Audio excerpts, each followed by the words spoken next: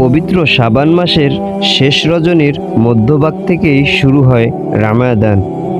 রামাদান হচ্ছে এমন এক পবিত্র মাস, যে মাস অশেষ ফজিলত ও বরকতের মাস, যে মাসে কোরআন অবতীর্ণ হয়েছে এবং শবে কদর নামক হাজার মাসের চেয়েও উত্তম রাত রয়েছে।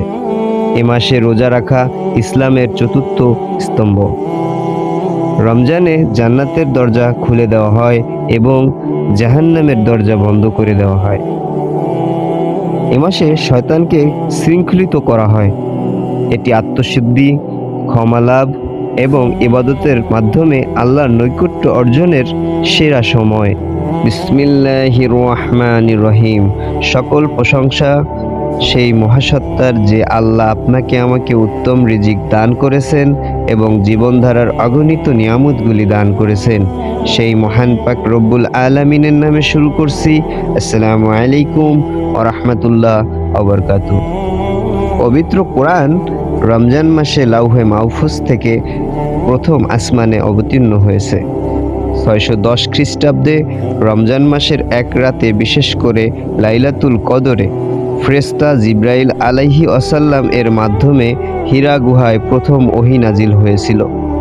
হাদিসে এসেছে, যে ব্যক্তি ঈমানের সাথে ও সওয়াবের আশায় রমজানের রোজা রাখে এবং রাতে তারাবির সালাত আদায় করে, আল্লাহ তাআলা তার পূর্বের সকল গুনাহ মাফ করে দেন। এই মাসে এমন একটি রাত আছে যা হাজার মাসের চেয়েও উত্তম। লাইলাতুল কদর বা কদরের রাত হলো রমজান মাসের শেষ দশকের বেজোড় রাতগুলোর মধ্যে অন্যতম, যেমন 21, 23, 25, 27 ও 29তম রাত। রমজান মাসে আল কদর এর রাতে পবিত্র কোরআনের প্রথম বাণী অবতীর্ণ হয়েছিল, তাই এ রাত মহিমান্বিত এক মহাফজিলতপূর্ণ রাত। রমজানে প্রতিটি নেক আমলের প্রতিদান বহুগুণে বাড়িয়ে দেওয়া হয়েছে। এমনকি এই মাসে ওমরা করা একটি হজের সমতুল্য। রোজার মাধ্যমে মানুষের মধ্যে আত্মসংযম এবং আল্লাহর প্রতি ভয় বৃদ্ধি পায়। রমজানের প্রতিটি রাতে আল্লাহ অনেক জাহান্নামীকে জাহান্নামের আগুন থেকে মুক্তি দেন।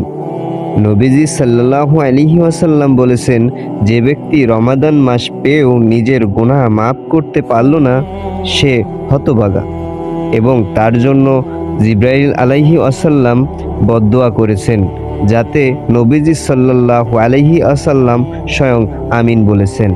রাসূল সাল্লাল্লাহু আলাইহি ওয়াসাল্লাম এ মাসে সবচেয়ে বেশি দানশীল ছিলেন।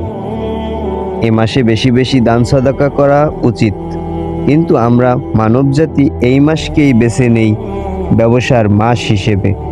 প্রতিটি মুমিনেরই উচিত এ মাসে পণ্যের লাভ কমিয়ে দিয়ে দাম নির্ধারণ করা, যাতে একজন রোজাদার স্বচ্ছন্দেই তার প্রয়োজনীয় পণ্যটি ক্রয় করতে পারেন। কারণ রমাদানে পণ্যের লাভ কমিয়ে রাখলেও এক প্রকার সদাকা হয়ে যায়।